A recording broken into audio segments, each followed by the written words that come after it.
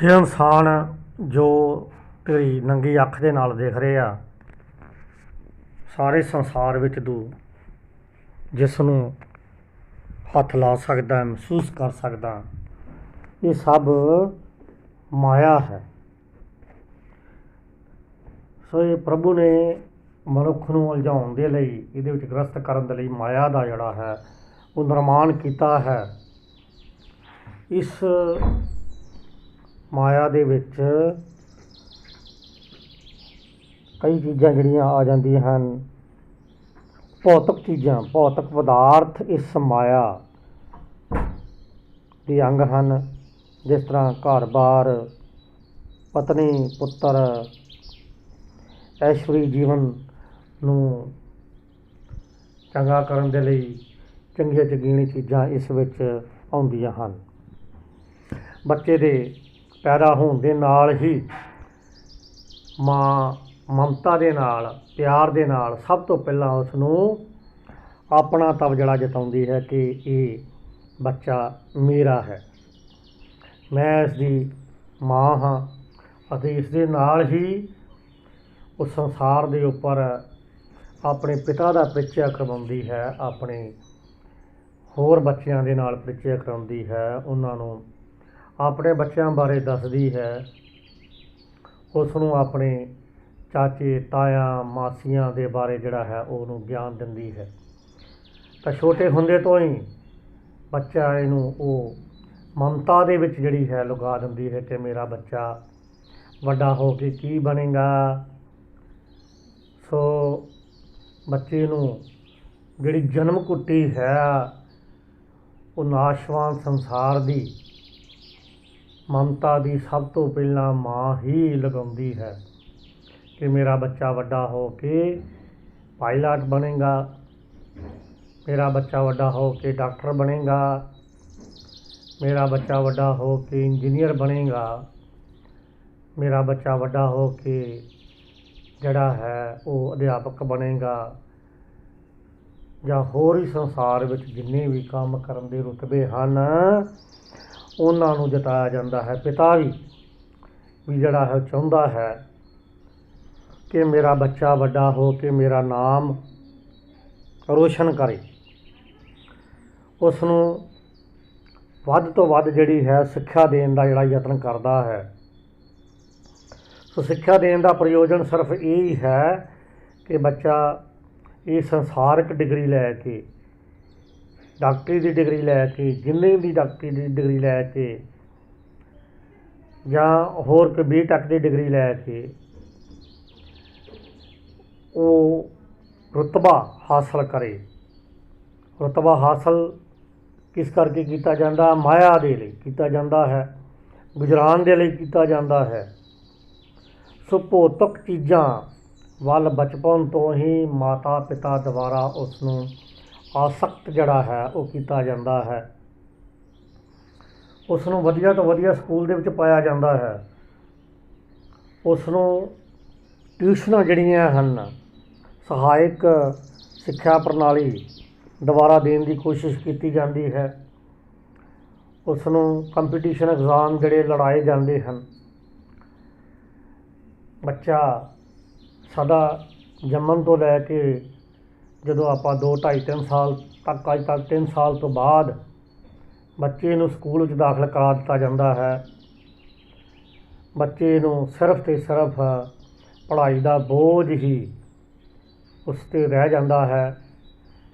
ਬੱਚੇ ਕੋਲ ਸਮਾਂ ਹੀ ਨਹੀਂ ਰਹਿੰਦਾ ਕਿ ਮਾਤਾ ਪਿਤਾ ਦੁਆਰਾ ਉਸ ਨੂੰ ਧਾਰਮਿਕ ਸੰਸਕਾਰ ਦਿੱਤੇ ਜਾਣ, ਮਾਤਾ ਪਿਤਾ ਦੁਆਰਾ ਉਸ ਨੂੰ ਵੇਦਾਂ ਦੀ ਸਿੱਖਿਆ ਦਿੱਤੀ ਜਾਵੇ, ਮਾਤਾ ਪਿਤਾ ਦੁਆਰਾ ਉਸ ਨੂੰ ਜਿਹੜੀਆਂ ਧਾਰਮਿਕ ਵੈਲਿਊਜ਼ ਹਨ ਉਹਨਾਂ ਬਾਰੇ ਦੱਸਿਆ ਜਾਵੇ। ਬੱਚਾ ਸਕੂਲ ਦੇ ਸਿਲੇਬਸ ਦੁਆਰਾ ਹੀ ਸਾਰਾ ਕੁਛ ਸਿੱਖਦਾ ਹੈ। ਸਿਲੇਬਸ ਦੇ ਵਿੱਚ ਉਸ ਨੂੰ ਬਹੁਤ ਬਹੁਤ ਵੱਡੇ ਲੋਕਾਂ ਦੀ ਪ੍ਰਾਪਤੀਆਂ ਦੁਆਰਾ ਗਿਆਨ ਕਰਾਇਆ ਜਾਂਦਾ ਹੈ।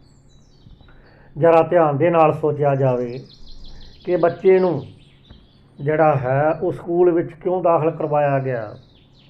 ਬੱਚੇ ਨੂੰ ਮਾਤਾ ਪਿਤਾ ਦੁਆਰਾ ਵੱਧ ਤੋਂ ਵੱਧ ਨੰਬਰ ਪ੍ਰਾਪਤ ਕਰਨ ਲਈ ਕਿਉਂ ਜਿਹੜਾ ਹੈ ਉਸ ਨੂੰ ਦਾਖਲ ਕਰਵਾਇਆ ਗਿਆ।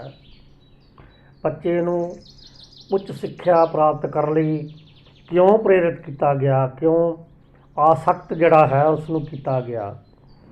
ਸੋ ਬੱਚਾ ਨੌਕਰੀ ਲਈ ਬਹੁਤ ਪ੍ਰਯਾਸ ਕਰਦਾ ਹੈ। ਉਸ ਨੂੰ ਪ੍ਰਯਾਸ ਦੇ ਦੌਰਾਨ ਜਿਹੜਾ ਹੈ ਸੰਘਰਸ਼ ਕਰਨ ਦੀ ਜਿਹੜੀ ਹੈ ਉਸ ਨੂੰ ਸਿੱਖਿਆ ਜਿਹੜੀ ਆ ਜਾਂਦੀ ਹੈ। ਸੋ ਸੰਘਰਸ਼ ਦੇ ਵਿੱਚੋਂ ਜਿਹੜਾ ਉਸ ਨੂੰ ਕੀ ਨਿਕਲਦਾ ਹੈ, ਮਾਂ ਪਿਓ ਦੀ ਸਦਾ ਇਹ ਆਸਕਤਾ ਜਿਹੜੀ ਹੁੰਦੀ ਹੈ, ਆਸ ਹੁੰਦੀ ਹੈ ਕਿ ਮੇਰਾ ਬੱਚਾ ਵੱਡਾ ਹੋ ਕੇ ਬਹੁਤ ਵੱਡਾ ਅਫਸਰ ਬਣੇ, ਉਸ ਨੂੰ ਬਹੁਤ ਸੁੰਦਰ ਯੋਗਿਆ ਪਤਨੀ ਜਿਹੜੀ ਲਿਆ ਕੇ ਦਿੱਤੀ ਜਾਵੇ। ਸੋ ਬੱਚਾ ਜਿਹੜਾ ਹੈ ਉਹ ਜਦੋਂ ਵੱਡਾ ਹੋ ਜਾਂਦਾ ਹੈ, ਚੰਗੀ ਨੌਕਰੀ 'ਤੇ ਜਿਹੜਾ ਲੱਗ ਜਾਂਦਾ ਹੈ, ਤਾਂ ਉਸ ਦੇ ਦੁਆਰਾ ਜਿਹੜਾ ਹੈ ਉਸ ਨੂੰ ਵਿੱਚ ਵੀ ਮਨ ਦੇ ਵਿੱਚ ਆਕਾਂਖਸ਼ਾ ਦੁਨੀਆ ਵੱਲ ਵੇਖ ਕੇ ਕਿ ਲੋਕਾਂ ਦੇ ਬਹੁਤ ਵੱਡੇ ਵੱਡੇ ਘਰ ਹਨ, ਲੋਕਾਂ ਦੀ ਬਹੁਤ ਐਸ਼ਵਰਿਆ ਭਰੀ ਜ਼ਿੰਦਗੀ ਹੈ, ਲੋਕਾਂ ਦੇ ਕੋਲ ਬਹੁਤ ਵਧੀਆ ਵਧੀਆ ਕਾਰਾਂ ਹਨ, ਬੜੇ ਬੜੇ ਵੱਡੇ ਘਰ ਹਨ, ਵਿਲੇ ਹਨ ਜਿਨ੍ਹਾਂ ਵਿੱਚ ਨੌਕਰ ਚਾਕਰ ਜਿਹੜੇ ਉਹ ਕੰਮ ਕਰਦੇ ਹਨ।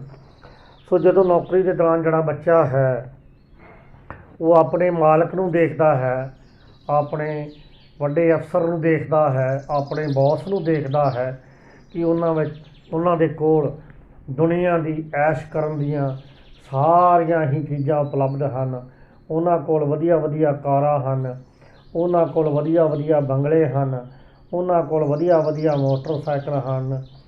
ਉਹ ਵੱਡੇ ਅਫਸਰ ਛੁੱਟੀਆਂ ਦੌਰਾਨ ਜਿਹੜਾ ਹੈ ਉਹ ਬਾਹਰ ਦੇ ਦੇਸ਼ ਦੀ ਸੈਰ ਕਰਨ ਜਾਂਦੇ ਹਨ, ਜਹਾਜ਼ ਦੀ ਟਿਕਟ ਲੈ ਕੇ ਬਾਹਰ 10 ਦਿਨ ਦੀ ਜਿਹੜੀ ਯਾਤਰਾ ਹੈ ਉਸ ਨੂੰ ਬੁੱਕ ਕਰਦੇ ਹਨ। ਸੋ ਬਾਹਰ ਦੇ ਦੇਸ਼ਾਂ ਦੇ ਵਿੱਚ ਹੋਟਲਾਂ ਦੇ ਵਿੱਚ, ਸ਼ਹਿਰਗਾਹਾਂ ਵਿੱਚ ਵਧੀਆ ਵਧੀਆ ਜਿਹੜੇ ਨਗਰ ਹਨ, ਵੱਡੇ ਮਹਾਨਗਰ ਹਨ, ਉਹਨਾਂ ਦੀ ਉਹ ਸੈਰ ਕਰਦਾ ਹੈ। ਮਨੁੱਖ ਆਪਣੇ ਬੜੇ ਬੜੇ ਅਫਸਰਾਂ ਨੂੰ ਦੇਖ ਕੇ, ਉਹਨਾਂ ਦੀ ਐਸ਼ ਭਰੀ ਜ਼ਿੰਦਗੀ ਵੇਖ ਕੇ, ਲੋਕਾਂ ਦੀ ਐਸ਼ ਭਰੀ ਜ਼ਿੰਦਗੀ ਵੇਖ ਕੇ ਇੱਕ ਆਪਣੇ ਪਰਮਾਤਮਾ ਜਿਸ ਨੇ ਉਸ ਨੂੰ ਪੈਦਾ ਕੀਤਾ ਹੈ ਉਸ ਨੂੰ ਭੁੱਲ ਜਾਂਦਾ ਹੈ। ਉਹ ਜੀਵਨ ਵਿੱਚ ਸੁੱਖ ਦੇਣ ਵਾਲੀਆਂ ਜਿਹੜੀਆਂ ਚੀਜ਼ਾਂ ਹਨ ਉਹਨਾਂ ਨੂੰ ਹਾਸਲ ਕਰਨ ਦੇ ਲਈ ਸਾਰੀ ਜ਼ਿੰਦਗੀ ਤਤਪਾ ਰਹਿੰਦਾ ਹੈ। ਉਹ ਆਪਣੀ ਸਰੀਰ ਵੱਲ ਵੀ ਬਿਲਕੁਲ ਨਹੀਂ ਦੇਖਦਾ ਹੈ। ਉਹ ਵਧੀਆ, ਉਹਦੇ ਮਾਂ ਬਾਪ ਵੀ ਚਾਹੁੰਦੇ ਹਨ ਕਿ ਉਹ ਇੱਕ ਵਧੀਆ ਉਸ ਨੂੰ ਵਰ ਪਰਿਵਾਰ ਜਿਹੜਾ ਹੈ, ਵਰ ਘਰ ਮਿਲੇ, ਉਹ ਵੀ ਉਸ ਨੂੰ ਸੁੱਖ ਦੇਣ ਵਾਲਾ ਹੋਵੇ। ਮਾਇਆ ਜਾਲ, ਇਹ ਮਾਇਆ ਹੈ, ਪ੍ਰਭੂ ਦੁਆਰਾ ਪੈਦਾ ਕੀਤੀ ਜਿਹੜੀ ਮਾਇਆ ਹੈ। ਸੋ ਉਸ ਦਾ ਬਹੁਤ ਵਧੀਆ ਜਿਹੜਾ ਹੈ ਬੜੇ ਬੜੇ ਹੋਟਲਾਂ ਦੇ ਵਿੱਚ ਧੂਮ ਧਾਮ ਦੇ ਨਾਲ ਉਸ ਦਾ ਜਿਹੜਾ ਹੈ ਉਹਦਾ ਵਿਆਹ ਕੀਤਾ ਜਾਂਦਾ ਹੈ। ਸੋ ਵਿਆਹ ਤੋਂ ਬਾਅਦ ਵੀ ਜਿਹੜੀ ਪਤਨੀ ਹੈ ਉਸ ਨੂੰ ਇਸ ਚੀਜ਼ ਦੀ ਪ੍ਰੇਰਨਾ ਦਿੰਦੀ ਹੈ ਕਿ ਬਹੁਤ ਜ਼ਿਆਦਾ ਜਿਹੜੀ ਤਰੱਕੀ ਕੀਤੀ ਜਾਵੇ। ਸੋ ਇਨਸਾਨ ਸਾਰੀ ਉਮਰ ਇਸ ਤਰੱਕੀ ਦੇ ਲਈ, ਪੈਸਾ ਇਕੱਠਾ ਕਰਨ ਦੇ ਲਈ ਦਿਨ ਤੋਂ ਰਾਤ ਤੱਕ ਜਿਹੜੀ ਮੁਸ਼ੱਕਤ ਕਰਦਾ ਹੈ, ਮਿਹਨਤ ਕਰਦਾ ਹੈ, ਲੇਕਿਨ ਉਹ ਇਸ ਗੱਲ ਨੂੰ ਭੁੱਲ ਹੀ ਜਾਂਦਾ ਹੈ ਕਿ ਪ੍ਰਮਾਤਮਾ ਨੇ ਜਿਸ ਕੰਮ ਦੇ ਲਈ ਤੈਨੂੰ ਭੇਜਿਆ ਹੈ ਉਸ ਕੰਮ ਦੇ ਪ੍ਰਤੀ ਦੇ ਅੱਖਾਂ ਜਿਹੜੀਆਂ ਹਨ ਬਿਲਕੁਲ ਬੰਦ ਕੀਤੀਆਂ ਪਈਆਂ ਹਨ। ਅਗਿਆਨ ਦਾ ਅੰਧੇਰਾ ਜਿਹੜਾ ਹੈ ਉਹ ਛਾਇਆ ਪਿਆ ਹੈ। ਸੋ ਕਰਤਾ ਜਿਹੜਾ ਕਰਮ ਕਰਨ ਵਾਲਾ ਹੈ ਉਹ ਸਿਰਫ ਕਰਮ ਹੀ ਕਰੀ ਜਾਂਦਾ ਹੈ। ਕਰਮ ਜਿਹੜਾ ਹੈ ਭੌਤਿਕ ਚੀਜ਼ਾਂ ਨੂੰ ਇਕੱਠੀਆਂ ਕਰਨ ਦੇ ਲਈ ਕਰੀ ਜਾਂਦਾ ਹੈ।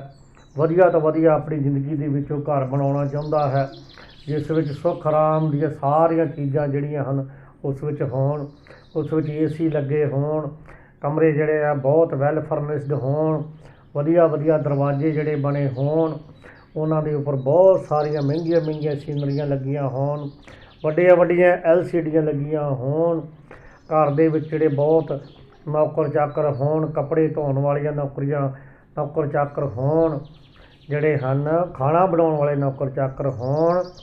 ਸੋ ਇਹ ਮਾਇਆ ਦਾ ਜਾਲ ਹੈ। ਇਸ ਮਾਇਆ ਦੇ ਵਿੱਚ ਆਦਮੀ ਜਿਹੜਾ ਹੈ ਉਹ ਡੁੱਬਦਾ ਜਾਂਦਾ ਹੈ। ਆਦਮੀ ਦਾ ਜੀਵਨ, ਇਹ ਮਨੁੱਖ ਤੇਰਾ ਜੀਵਨ ਉਸ ਇੱਕ ਮੱਖੀ ਦੀ ਨਿਆਈ ਹੈ ਕਿ ਸ਼ਹਿਦ ਜਿਹੜਾ ਹੈ ਉਹਦੇ ਵਿੱਚ ਜਿਹੜੀ ਆ ਘਰੇਲੂ ਮੱਖੀ ਹੈ, ਜਿਹੜੀ ਘਰ ਦੇ ਵਿੱਚ ਜਿਹੜੀ ਰਹਿੰਦੀ ਤੁਸੀਂ ਦੇਖਦੇ ਹੋ, ਉਹ ਮੱਖੀ ਜਿਹੜੀ ਹੈ ਉਸ ਮੱਖੀ ਦੀ ਜਿਹੜੀ ਹੈ उस शहद ਨੂੰ ਖਾਣ ਦੀ ਕੋਸ਼ਿਸ਼ ਕਰਦੀ ਹੈ। ਉਹ ਬਾਲਟੀ ਦੇ ਵਿੱਚ ਡਿੱਗ ਜਾਂਦੀ ਹੈ।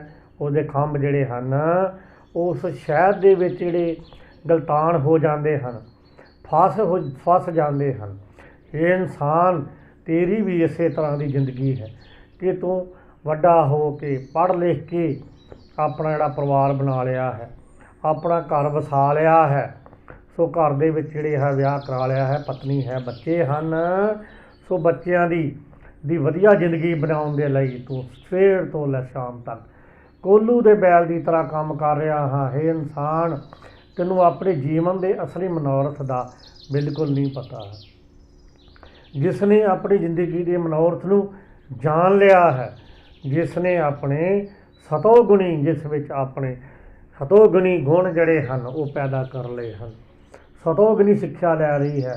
ਸਤੋਗੁਣੀ ਮਨੁੱਖ ਜਿਹੜਾ ਹੈ ਉਹ ਆਪਣੇ ਆਪ ਨੂੰ ਕਰਮ ਫਲ ਤੋਂ ਦੂਰ ਕਰਨਾ ਚਾਹੁੰਦਾ ਹੈ। ਲੇਕਿਨ ਰਜੋਗੁਣੀ ਮਨੁੱਖ ਜਿਹੜਾ ਹੈ ਉਹ ਕਰਮ ਫਲ ਦੇ ਅਧੀਨ ਹੋ ਜਾਂਦਾ ਹੈ। ਕਰਮ ਫਲ ਦੇ ਅਧੀਨ ਹੋ ਕੇ ਉਹ ਸਵੇਰ ਤੋਂ ਲੈ ਕੇ ਸ਼ਾਮ ਤੱਕ, ਜਿੰਨਾ ਤੱਕ ਰਾਤ ਦੀ ਅੱਧੀ ਰਾਤ ਤੱਕ ਵੀ ਉਹ ਕੰਮ ਕਰਦਾ ਰਹਿੰਦਾ ਹੈ। ਕਰਮ ਫਲ ਲਈ ਹਮੇਸ਼ਾ ਉਹ ਤਤਪਰ ਰਹਿੰਦਾ ਹੈ। ਕੋਈ ਵੀ ਕੰਮ ਕਰਦਾ ਹੈ ਉਸ ਨੂੰ ਫਾਇਦਾ ਕੀ ਹੋਏਗਾ, ਉਸ ਨੂੰ ਸੁੱਖ ਆਰਾਮ ਜਿਹੜਾ ਉਹ ਕੀ ਹੋਏਗਾ। ਸੋ ਕਰਮ ਫਲ ਦੇ ਭੋਗ ਵਿਲਾਸਾਂ ਦੇ ਵਿੱਚ ਡੁੱਬ ਕੇ ਆਪਣੀ ਸਾਰੀ ਜ਼ਿੰਦਗੀ ਜਿਹੜੀ ਹੈ ਬਤੀਤ ਕਰ ਜਾਂਦਾ ਹੈ।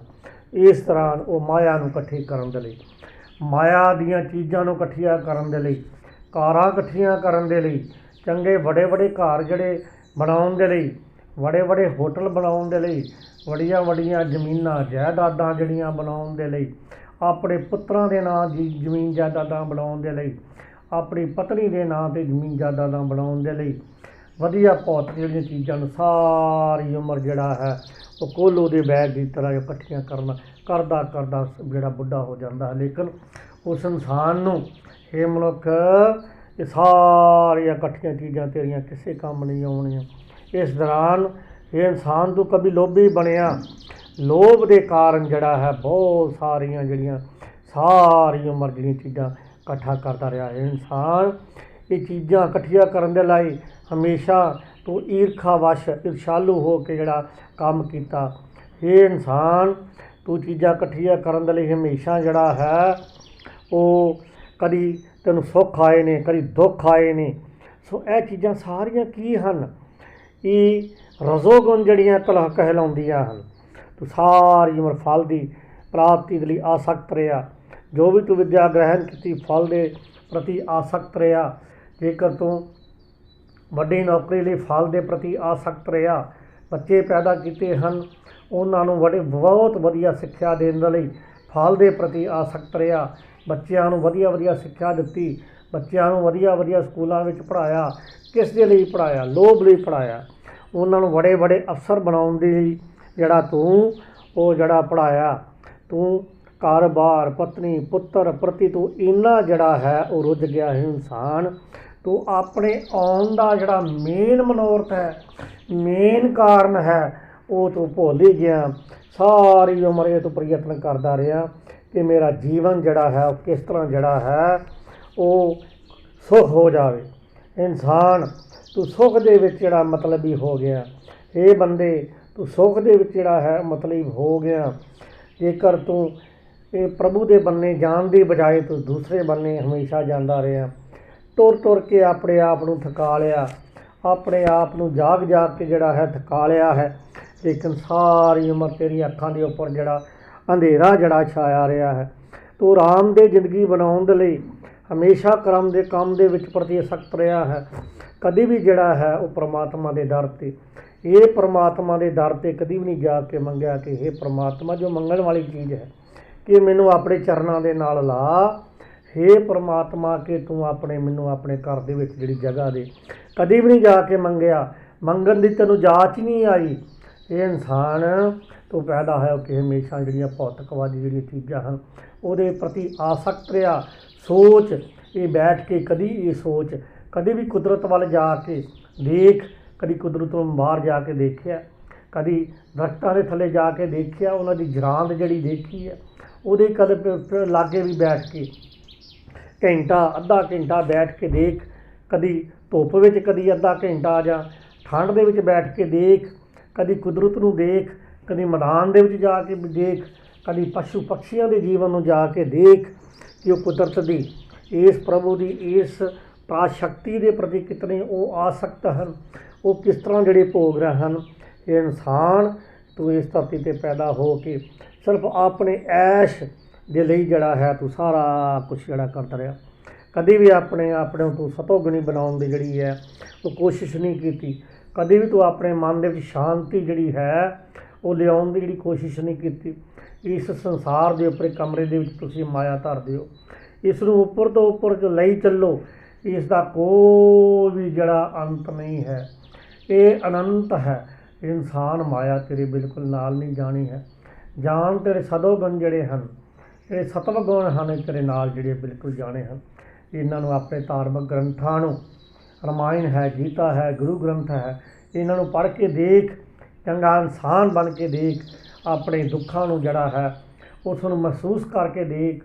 ਲੋਕਾਂ ਦੇ ਦੁੱਖ ਜਿਹੜੇ ਹਨ, ਲੋਕਾਂ ਦੀ ਜਿਹੜੀ ਵਿਥਿਆ ਹੈ, ਉਹਨਾਂ ਨੂੰ ਵੀ ਕਦੀ ਆਪਣੀ ਪੀੜਾ ਸਮਝ ਕੇ ਦੇਖ। ਸੰਸਾਰ 'ਤੇ ਬਹੁਤ ਸਾਰੇ ਲੋਕ ਹਨ, ਬਹੁਤ ਸਾਰੇ ਵਿਧਵਾਵਾਂ ਹਨ, ਬਹੁਤ ਸਾਰੇ ਨਾਥ ਬੱਚੇ ਹਨ, ਬਹੁਤ ਸਾਰੇ ਐਸੇ ਬੱਚੇ ਹਨ ਜਿਨ੍ਹਾਂ ਨੇ ਕਦੀ ਸਕੂਲ ਦਾ ਮੂੰਹ ਨਹੀਂ ਦੇਖਿਆ, ਜਿਨ੍ਹਾਂ ਨੇ ਕਦੀ ਚੰਗੇ ਕੱਪੜੇ ਨਹੀਂ ਪਾ ਕੇ ਦੇਖੇ। ਇਹ ਇਨਸਾਨ ਇਸ ਜੀਵਨ ਦੇ ਉੱਪਰ, ਧਰਤੀ ਦੇ ਉੱਪਰ ਸਭ ਪ੍ਰਭੂ ਦੀ ਮਾਇਆ ਹੈ। ਇਹ ਪ੍ਰਭੂ ਨੇ ਸਾਰਾ ਕੁਝ ਪੈਦਾ ਕੀਤਾ ਹੈ। ਇਨਸਾਨ ਜੇ ਤੂੰ ਆਪਣੀ ਜ਼ਿੰਦਗੀ ਦੇ ਵਿੱਚ ਸਾਰਾ ਕੁਝ ਹਾਸਲ ਕਰ ਲਿਆ ਹੈ ਤਾਂ ਇਸ ਪ੍ਰਭੂ ਦੀ ਸ੍ਰਿਸ਼ਟੀ ਦੇ ਵਿੱਚ ਬਹੁਤ ਸਾਰੇ ਇਨਸਾਨ ਹਨ, ਬਹੁਤ ਸਾਰੇ ਜੀਵਨ ਹਨ ਜਿਨ੍ਹਾਂ ਨੂੰ ਉੱਪਰ ਉਠਾਉਣ ਦੀ ਜਿਹੜੀ ਹੈ ਕੋਸ਼ਿਸ਼ ਕਰ। ਇਹਨਾਂ ਦੇ ਵੀ ਦੁੱਖਾਂ ਦੇ ਵਿੱਚ ਜਾ ਕੇ ਕਦੀ ਦੁੱਖ ਮਹਿਸੂਸ ਕਰਨ ਦੀ ਜਿਹੜੀ ਹੈ ਉਹ ਕੋਸ਼ਿਸ਼ ਕਰ। ਤੂੰ ਹਮੇਸ਼ਾ ਆਪਣੇ ਆਰਾਮ ਦੇ ਜੀਵਨ ਦੇ ਲਈ ਸਾਰੀ ਦਿਹਾੜੀ ਜਿਹੜਾ ਵਿਅਸਤ ਜਿਹੜਾ ਰਹਿੰਦਾ ਹੈ, ਅਤਿਅੰਤ ਲੋਭੀ ਹੋ ਗਿਆ ਹੈ। ਸਾਰਾ ਦਿਨ ਇਸ ਬਾਰੇ ਸੋਚਦਾ ਹੈ ਕਿ ਮੇਰੇ ਜਿਹੜੇ ਲੱਖ ਹਨ ਉਹ ਲੱਖਾਂ ਤੋਂ ਕਰੋੜ ਕਿਸ ਤਰ੍ਹਾਂ ਬਣ ਜਾਣ, ਕਰੋੜਾਂ ਤੋਂ ਅਰਬ ਜਿਹੜੇ ਹਨ ਉਹ ਕਿਸ ਤਰ੍ਹਾਂ ਬਣ ਜਾਣ। ਇਸ ਸੰਸਾਰ ਵਿੱਚ ਆ ਕੇ ਇਨਸਾਨ ਸਾਰੀ ਦਿਹਾੜੀ ਯਥਾ ਸੰਭਵ ਇਹ ਆਰਾਮ ਦੇ ਜੀਵਨ ਨੂੰ ਬਣਾਉਣ ਦੇ ਲਈ ਸਾਰੀ ਕੋਸ਼ਿਸ਼ ਕਰਦਾ ਰਹਿੰਦਾ ਹੈ। ਇੱਕ ਇਨਸਾਨ ਅਗਿਆਨਵਸ ਹੋ ਕੇ ਇਹ ਤੂੰ ਭੁੱਲ ਹੀ ਗਿਆ ਹੈ ਕਿ ਤੇਰੇ ਇਸ ਸੰਸਾਰ ਦੇ ਉੱਪਰ ਆਉਣ ਦਾ ਜਿਹੜਾ ਹੈ ਉਹ ਪ੍ਰਯੋਜਨ ਕੀ ਹੈ। ਆਪਣੇ ਪ੍ਰਯੋਜਨ ਨੂੰ ਜਿਹੜਾ ਭੁੱਲ ਗਿਆ ਹੈ। ਪ੍ਰਯੋਜਨ ਤੈਨੂੰ ਯਥਾ ਸੰਭਵ ਜਿਹੜਾ ਹੈ ਉਹ ਸਮਝ ਆਏਗਾ। ਕਦੀ ਵੀ ਕਬਰਸਤਾਨ ਦੇ ਵਿੱਚ ਜਾ ਕੇ ਦੇਖ, ਕਦੀ ਸ਼ਮਸ਼ਾਨ ਘਾਟ ਦੇ ਵਿੱਚ ਜਾ ਕੇ ਦੇਖ, ਕਦੀ ਅਰਥੀ ਦੇ ਮਗਰ ਜਾ ਕੇ ਦੇਖ, ਤੈਨੂੰ ਉੱਥੇ ਜਾ ਕੇ ਬਲਦੀ ਜਿਹੜੀ ਚਿਖਾ ਹੈ ਉਸ ਨੂੰ ਦੇਖ। 5 ਮਿੰਟ ਜਾ ਕੇ ਦੇਖ ਕਿ ਹੈ ਇਨਸਾਨ, ਤੂੰ ਪੈਦਾ ਹੋਇਆ, ਤੂੰ ਵੱਡਾ ਹੋਇਆ, ਤੂੰ ਵਿੱਦਿਆ ਹਾਸਲ ਕੀਤੀ, ਪਰਿਵਾਰ ਬਣਾਇਆ, ਲੇਕਿਨ ਤੂੰ ਇਕੱਲਾ ਹੀ ਆਇਆ, ਇਕੱਲਾ ਹੀ ਜਿਹੜਾ ਜਾਣਾ ਹੈ। ਤੇਰੇ ਜੀਵਨ ਦੇ ਵਿੱਚ ਔਰ ਕੁਛ ਨਹੀਂ, सब पछताना ही पछताना है। क्या लेकर आया बंदे, क्या लेकर तू जाएगा। खाली हाथ जे आया तो खाली हाथ ही लेकर जाएगा। इस वाल कभी देखिया ही नहीं कि मेरा जीवन की है। तो रजोगुनी फलां दे वाच सारा जीवन जड़ा है अपना बिता दिता है, अपनी पत्नी के लिए बिता दिता है, अपने सुख आराम दे लिए जड़ा है यथा संभव कोशिश करता रहा है। सारा जीवन जड़ा तू बिता दिता है। अत्यंत लोभी हो गया है। पैसा इकट्ठा करन दी विच तू अमीरां दे कोलों की गरीबां दे कोलों की उन्हां दा लहू चूसिया है। उन्हां दे जिहड़े पसीने दी कमाई जिहड़ी है वो तू लोभवश हो के कि तू उन्हां दी इकट्ठी कर लई है। अपने बहुत सारे महल मनारे जिहड़े है वो इकट्ठे कर लए हन। ये इंसान तू किस लई इकट्ठे कर लए हन। तेरा सिर्फ रहन बसेरा जड़ा है। तू इत्थे सदा नहीं रहना है, तू इत्थों चले जाना है। यही तेरा जीवन, यही तेरी कहानी है। बस अपनी जिंदगी नूं सुख आराम दे लई दूसरिਆਂ ਨੂੰ जड़ा है उसनूं तू सदा ही दुख दिता है। तू ईर्षा करता रहा है। तू अपनी इंद्री तृप्ति दे लई दूसरिਆਂ ਦੇ ਨਾਲ ईर्षा करता रहा है। तू उन्हां नाल दुर्व्यवहार करता रहा, अनुचित कार्य करता रहा है। किस दे लई? अपनी जिंदगी नूं आराम दे बनाउण दे लई हमेशा तो व्यस्त जड़ा रहिंदा रहा है। ये वस्तु जड़ियां है इंसान, जेकर तू सोचदा कि हरेक वस्तु और प्रत्येक वस्तु स्थाई है, लेकिन ये स्थाई नहीं हैं। इन्हां सारियां चीज़ां जड़ियां हन इन्हां ने नष्ट हो जाना। जो भी संसार विच है इंसान तू देखदा इन्हां सारियां चीज़ां ने नष्ट हो जाना। ਤੂੰ ਈਰਸ਼ਾ ਕਰਦਾ ਦੂਸਰੇ ਇਨਸਾਨਾਂ ਦੇ ਨਾਲ, ਤੂੰ ਈਰਸ਼ਾ ਕਰਦਾ ਆ ਆਪਣੇ ਰਿਸ਼ਤੇਦਾਰਾਂ ਦੇ ਨਾਲ। ਤੂੰ ਤੇਰੇ ਮਨ ਦੇ ਵਿੱਚ ਜਿਹੜੀ ਹੈ ਉਹ ਅਗਨੀ ਜਵਾਲਾ ਜਿਹੜੀ ਬਣ ਰਹੀ ਹੈ ਕਿ ਮੈਂ ਹਰੇਕ ਕੰਮ ਕਰਾਂ, ਭਾਵੇਂ ਉਚਿਤ ਹੋਵੇ ਭਾਵੇਂ ਅਣਉਚਿਤ ਹੋਵੇ, ਕਿ ਇਹਦੇ ਵਿੱਚ ਮੈਨੂੰ ਸੁੱਖ ਆਰਾਮ ਮਿਲੇ। ਤੂੰ ਆਪਣੇ ਜੀਵਨ ਨੂੰ ਅਪਵਿੱਤਰ ਕਰ ਲਿਆ ਹੈ। ਤੂੰ ਸੋਚ, ਲੇਕਿਨ ਜੋ ਕਿ ਤੂੰ ਨਹੀਂ ਦੇਖ ਰਿਹਾ, ਲੇਕਿਨ ਇਹ ਜੋ ਪਰਮਾਤਮਾ ਹੈ, ਜੋ ਪਰਮ ਸ਼ਕਤੀ ਹੈ, ਜੋ ਪਰਮਾਤਮਾ ਹੈ, ਜੋ ਨਿਰਾਕਾਰ ਪਰਮਾਤਮਾ ਹੈ, ਜੋ ਸਦਾ ਤੇਰੇ ਨਾਲ ਹੈ, ਇਹ ਤਿਸ ਨੂੰ ਤੇ ਦੇਖ ਰਿਹਾ ਹੈ ਕਿ ਤੂੰ ਸ਼ੁੱਧ ਕਮਾਈ ਕੀਤੀ ਹੈ, ਸ਼ੁੱਧ ਕਮਾਈ ਕੀਤੀ ਹੈ। ਤੂੰ ਕਿਸ ਦੇ ਨਾਲ ਈਰਖਾ ਕੀਤੀ ਹੈ, ਕਿਸ ਦੇ ਨਾਲ ਜਿਹੜਾ ਦਵੰਦ ਪੈਦਾ ਕੀਤਾ ਹੈ, ਇਹ ਪਰਮਾਤਮਾ ਤੇਰੇ ਨਾਲ ਹੈ। ਇਹ ਸਾਰਾ ਕੁਛ ਤੈਨੂੰ ਦੇਖ ਰਿਹਾ ਹੈ, ਲੇਕਿਨ ਤੂੰ ਇਹ ਸਮਝ ਰਿਹਾ ਹੈ ਕਿ ਆਰਾਮ ਦੇਣ ਵਾਲੀਆਂ ਚੀਜ਼ਾਂ ਜਿਹੜੀਆਂ ਹਨ ਕਦੀ ਨਸ਼ਟ ਨਹੀਂ ਹੋਣਗੀਆਂ, ਇਹ ਸਦਾ ਸਥਾਈ ਹਨ। ਹਮੇਸ਼ਾ ਤੂੰ ਇਸ ਚੀਜ਼ ਪ੍ਰਤੀ ਆਸਕਤ ਰਿਹਾ ਕਿ ਮੈਂ ਜਿਹੜੀਆਂ ਚੀਜ਼ਾਂ ਹਨ ਦੁਨੀਆ ਭਰ ਦੀਆਂ ਜਿਹੜੀਆਂ ਇਕੱਠੀਆਂ ਕਰ ਲਵਾਂ, ਕਿ ਮੇਰੇ ਘਰ ਦੀਆਂ ਜਿਹੜੀਆਂ ਹਨ ਉਹ ਗਲੀਆਂ ਹਨ ਉਹ ਵੀ 40-40 ਫੁੱਟ ਦੀਆਂ ਹੋਣ, ਮੇਰਾ ਘਰ ਵੀ ਇੰਨਾ ਵੱਡਾ ਹੋਵੇ ਕਿ ਉਸ ਦੇ ਵਿੱਚ ਹਰ ਚੀਜ਼ ਜਿਹੜੀ ਮੌਜੂਦ ਹੋਵੇ। ਹਮੇਸ਼ਾ ਜੀਵਨ ਤੋਂ ਲੈ ਕੇ ਜੀਵਨ ਦੇ ਅੰਤ ਤੱਕ ਹਮੇਸ਼ਾ ਤੂੰ ਸੋਚਦਾ ਰਿਹਾ ਹੈ ਕਿ ਮੈਂ ਪ੍ਰਭੂ ਦਾ ਨਾਮ ਜਿਹੜਾ ਹੈ, ਠੀਕ ਹੈ, ਮੈਂ ਬੁੱਢਾ ਹੋ ਕੇ ਜਿਹੜਾ ਲੈ ਲਵਾਂਗਾ, ਮੈਂ ਪ੍ਰਭੂ ਨੂੰ ਨਿਰਾਕਾਰ ਪਰਮਾਤਮਾ ਨੂੰ ਜਿਹੜਾ ਯਾਦ ਕਰ ਲਵਾਂਗਾ। ਲੇਕਿਨ ਇਹ ਇਨਸਾਨ, ਲੇਕਿਨ ਜੇ ਤੇਰੀ ਹਰ ਜੀਵਨ ਜਿਹੜੀ ਮ੍ਰਿਤੂ ਹੋ ਜਾਵੇ ਤਾਂ ਤੂੰ ਕੀ ਕਰੇਂਗਾ? ਕੁਛ ਨਹੀਂ ਕਰੇਂਗਾ। ਪਰਮਾਤਮਾ ਦੇ ਕੋਲ ਤੂੰ ਜਿਹੜਾ ਵਚਨ ਦੇ ਕੇ ਆਇਆ ਸੀ ਕਿ ਮੈਂ ਇਸ ਸੰਸਾਰ ਦੇ ਉੱਪਰ ਵਿੱਚ ਆਉਣ ਤੋਂ ਬਾਅਦ ਇਹ ਪਰਮਾਤਮਾ ਕਿ ਮੈਂ 9 ਮਹੀਨੇ ਜਿਹੜਾ ਪੁੱਠਾ ਜੀਵਨ ਜਿਹੜਾ ਲਟਕਿਆ ਹੈ ਪਾਇਆ ਹੈ, ਮੈਂ ਇਸ ਨੂੰ ਬਾਹਰ ਨਿਕਾਲ, ਇਸ ਨੂੰ ਬਾਹਰ ਕੱਢੋ। ਇਹ ਪਰਮਾਤਮਾ ਤੇਰਾ ਨਾਮ ਲਊਂਗਾ।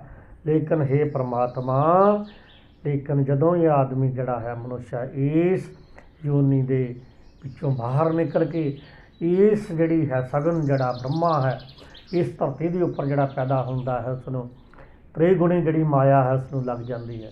ਇਹ ਪੰਜ ਬੁੱਤ ਕਸੂਰ ਦੇ ਵਿੱਚ ਆ ਕੇ ਹਮੇਸ਼ਾ ਜਿਹੜਾ ਭੁੱਲ ਜਾਂਦਾ ਹੈ ਕਿ ਮੇਰੇ ਆਉਣ ਦਾ ਜਿਹੜਾ ਹੈ ਉਹ ਪ੍ਰਯੋਜਨ ਕੀ ਹੈ, ਮੇਰੇ ਧਰਤੀ 'ਤੇ ਆਉਣ ਦਾ ਪ੍ਰਯੋਜਨ ਕੀ ਹੈ। ਲੇਕਿਨ ਮਾਂ ਪਿਓ ਦੁਆਰਾ, ਮਮਤਾ ਦੁਆਰਾ ਇਸ ਦੁਨੀਆ ਨੂੰ ਦੇਖ ਕੇ ਉਸ ਦੇ ਉੱਪਰ ਜਿਹੜੇ ਹੈ ਉਹਦੀ ਜਿਹੜੀ ਹੈ ਉਹਦਾ ਜੀਵਨ ਜਿਹੜਾ ਹੈ ਉਹ ਜਿਹੜਾ ਗੰਦਾ ਜਿਹੜਾ ਹੋ ਜਾਂਦਾ ਹੈ ਕਿ ਹਮੇਸ਼ਾ ਜਿਹੜਾ ਸੁੱਖ ਹੈ ਸੁੱਖ ਨੂੰ ਜਿਹੜਾ ਹੈ ਉਹ ਲੈਣਾ ਚਾਹੁੰਦਾ ਹੈ।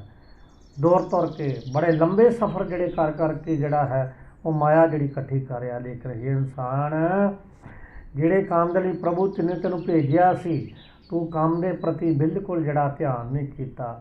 ਹਮੇਸ਼ਾ ਜਿਹੜੀਆਂ ਹਨ ਉਹ ਤੂੰ ਅੱਖਾਂ ਜਿਹੜੀਆਂ ਹਨ ਸਿਰਫ ਆਪਣੇ ਮਾਇਆ ਦੇ ਵੱਲ ਜਿਹੜੀਆਂ ਉਹ ਕੀਤੀਆਂ ਹਨ, ਫਲਾਂ ਦੇ ਪ੍ਰਤੀ ਆਸਕਤ ਰਿਹਾ ਹੈ ਕਿ ਮੈਨੂੰ ਇਸ ਕੰਮ ਦਾ ਕੀ ਮਿਲੇਗਾ, ਮੈਂ ਹਮੇਸ਼ਾ ਜਿਹੜਾ ਹੈ ਉਹ ਪ੍ਰਸੰਨ ਜਿਹੜਾ ਰਵਾਂ। ਲੇਕਿਨ ਇਨਸਾਨ ਤੋਂ ਭੁੱਲ ਹੀ ਗਿਆ ਕਿ ਦੁੱਖ ਸੁੱਖ ਜਿਹੜੇ ਹਨ ਉਹ ਪ੍ਰਭੂ ਦੇ ਦੋਨੋਂ ਜਿਹੜੇ ਉਹ ਦਰ ਹਨ। ਜੇ ਸੁੱਖ ਵੀ ਆਏਗਾ ਤਾਂ ਦੁੱਖ ਵੀ ਜਿਹੜਾ ਉਹ ਆਏਗਾ। ਸੋ ਇਨਸਾਨ ਤੋਂ ਕਦੀ ਜਿਹੜੀ ਹੈ ਆਪਣੇ ਜੀਵਨ ਵਿੱਚ ਜਿਹੜੀ ਹੈ ਇਸ ਨੂੰ ਚੀਜ਼ ਨੂੰ ਅਪਣਾਉਣ ਦੀ ਜਿਹੜੀ ਹੈ ਕੋਸ਼ਿਸ਼ ਨਹੀਂ ਕੀਤੀ। ਸਦਾ ਜਿਹੜਾ ਹੈ ਉਹ ਆਪਣੇ ਮਨ ਨੂੰ ਜਿਹੜਾ ਖੁਸ਼ ਕਰਨ ਲਈ ਕੋਸ਼ਿਸ਼ ਕੀਤਾ ਹੈ, ਆਪਣੀਆਂ ਇੰਦਰੀਆਂ ਜਿਹੜੀਆਂ ਹਨ ਉਸ ਨੂੰ ਖੁਸ਼ ਕਰਨ ਦੇ ਲਈ ਜਿਹੜਾ ਹੈ ਉਹ ਕੀਤਾ ਹੈ।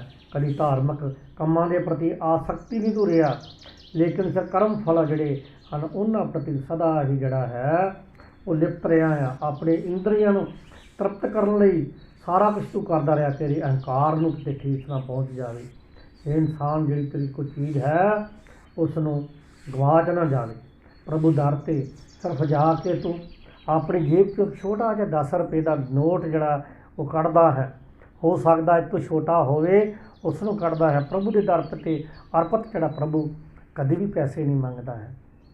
ਇਸ ਲਈ ਇੱਕ ਤੇਰੇ ਮਨ ਦੀ ਵਿਥਾ ਹੈ ਕਿ ਹੇ ਪ੍ਰਭੂ ਕਿ ਜੇ ਤੂੰ ਮੈਨੂੰ ਧਨ ਦਿੱਤਾ ਹੈ ਤਾਂ ਤੈਨੂੰ ਮੈਂ ਧਨ, ਇਹ 10 ਰੁਪਏ ਦਾ ਅਰਥ ਨਹੀਂ ਹੈ ਕਿ ਸਾਰਾ ਕੁਛ ਜਿਹੜਾ ਪ੍ਰਭੂ ਇਹ ਤੇਰਾ ਧਨ ਹੈ। ਇਹ ਪ੍ਰਭੂ ਦੁਆਰਾ ਜਿਹੜਾ ਧਨ ਦਿੱਤਾ ਗਿਆ ਹੈ, ਇਹ ਮਨ ਵੀ ਪ੍ਰਭੂ ਦੁਆਰਾ ਦਿੱਤਾ ਗਿਆ ਹੈ, ਇਹ ਧਨ ਵੀ ਪ੍ਰਭੂ ਦੁਆਰਾ ਦਿੱਤਾ ਗਿਆ ਹੈ। ਠੀਕ ਨਹੀਂ? ਇਹੋ ਕ੍ਰਿਸ਼ਨ ਮਹਾਰਾਜ ਕਹਿ ਰਹੇ ਹਨ ਕਿ ਰਜੋਗੁਣੀ ਜਿਹੜੇ ਹਨ, ਰਜੋਗੁਣੀ ਜਿਹੜੇ ਤੱਤਵ ਹਨ ਇਹਨਾਂ ਨੂੰ ਆਨੰਦ 'ਤੇ ਜ਼ਰੂਰ ਮਾਣ, ਇਹਨਾਂ 'ਤੇ ਗ੍ਰਿਪਤ ਨਾ ਹੋ।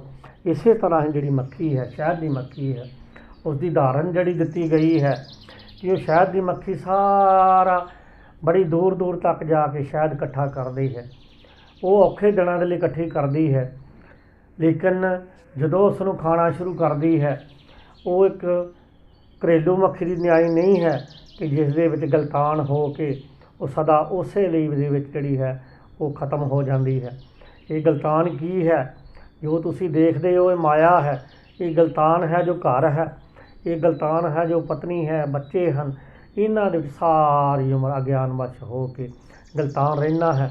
उस तरह जिस तरह घरेलू मक्खी शहद दे विच जिहड़ा उन्होंने आनंद भी नहीं जिहड़ा लै सके, उहदे च डुੱਬ के सदा लई जिहड़ी है खत्म जिहड़ी हो जाती है। अपने जीवन नूं वो समझ ही नहीं सकी। लेकिन शहद की मक्खी जिहड़ी है इंसान, शहद की मक्खी इस संसार के उपर आके बड़ी दूरों दूरों आके शहद इकट्ठा करती है, लेकिन जो खाना हुंदा है शहद नूं एक तरफों खाती है, उसके आले दुआले खाती है, उसके विच गलतान नहीं हुंदी है। इस संसार के उपर विच आके चिक्कड़ फल तो संसार है, महाजाल है। ये इंसान ये संसार है, ये महाजाल है। इस दे विच जो भी आके फस गया वो बस सदा इसका ही मेहमान है। जितना भी चाहे इससे पार नहीं जा सकता। पार तो तभी जाएगा जब तू सब सत्संगत में आएगा। पार तो तब तुम जाएगा जब गुरु की शरण में आएगा। गुरु जो को करना है वो तुमको बताएगा।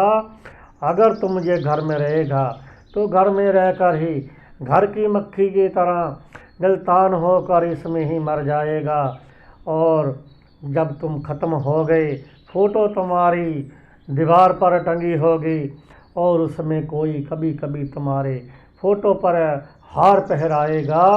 यही इंसान तुम्हारी कहानी है। कब तुम आया था, कब तेरी हुई जवानी है, कब बुढ़ापा आया, कब तुम जाएगा। बस यही इंसान तेरी कहानी है। आपने ये जाना ही नहीं है, जाना ही नहीं है कि मैं किस काम लिए आया था। मैंने अपना जीवन जब तुम जाएगा सोचेगा व्यर्थ ही गवाया है। ये इंसान कभी आपने सोचा ही नहीं कि मैं किस काम लिए आया था। परमात्मा ने तुझे ये भेजा है, ये मेरा प्रयोजन क्या था, मैं प्रयोजन किस में डूब गया। अब तुम इंसान जो तुमने इकट्ठा किया है, घर बार जो भी इकट्ठा किया है, साजो सामान सुख सुविधाएँ इकट्ठी की है, हे इंसान तुम खाली हाथ ये आया था और खाली हाथ ही जाएगा। एक तुम्हें सुई दी जाए कि तुम साथ ले जाए, लेकिन तुम नंगा ही आया है और नंगा ही जाएगा। लेकिन ये सोच इंसान कि प्रभु ने, इस निराकार परमात्मा ने तुम्हें क्या क्या करने लिए भेजा है और तुम क्या संसार में कराया है कि तुम ईर्ष्या करके आया है, दुविधा करके आया है और लोगों को दुख देकर आया है कि लोगों के जो तुमने जो पैसे हैं उन्होंने जो पसीने की कमाई से इकट्ठे किए हैं वो भी तुम उनके ले लिए।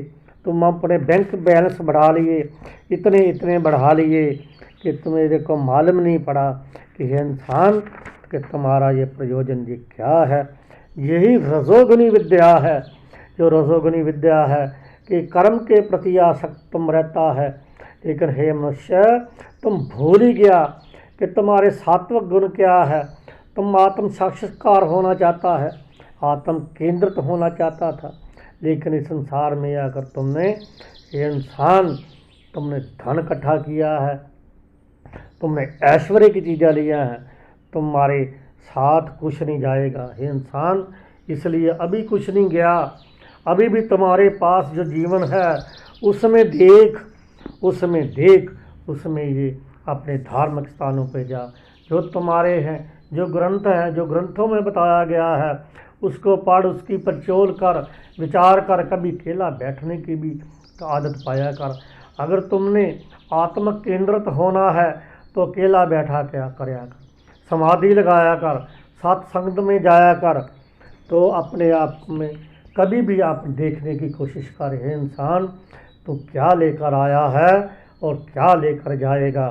इस रजोगुणी विद्या से तुम्हें कुछ नहीं मिलेगा, लेकिन मिलेगा, लेकिन तुम्हें जो ऐश्वर्य जीवन है वही मिलेगा। तुम्हारे अंत समय हो सकता है कि जो तुमने इकट्ठा किया है तुम्हें सुख ना दें, जो बच्चे हैं तुम्हें सुख ना दें, तो सुख तो तुम्हें मिलेगा सिर्फ परमात्मा की शरण में आकर मिलेगा, सतोगुनी विद्या में मिलेगा, सात संगत में मिलेगा। सात संग में आकर हे इंसान देख तुम्हें कितनी शांति मिलती है। जो निराकार परमात्मा ने तुझे भेजा उसको भी जान, उसमें जानने की कोशिश कर।